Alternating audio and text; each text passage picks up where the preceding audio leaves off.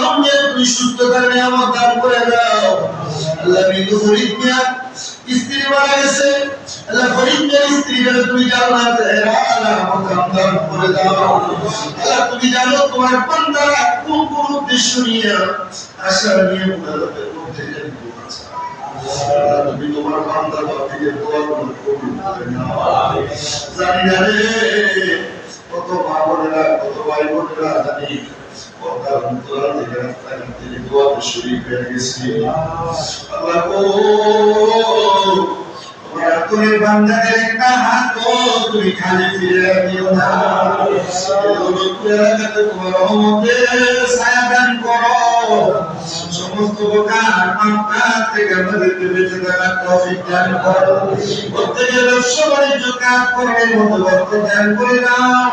আল্লাহ হারাম থেকে বাঁচার হালাল মতো থাকার তৌফিক দাও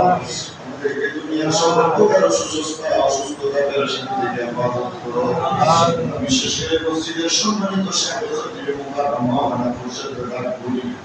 আমাদের মাসিক আল্লাহ তুমি তার কবরটা জান্নাত বানায় দাও সন্তান আছে তার স্ত্রী আছে তাদের জিম্মাদার তুমি হয়ে যাও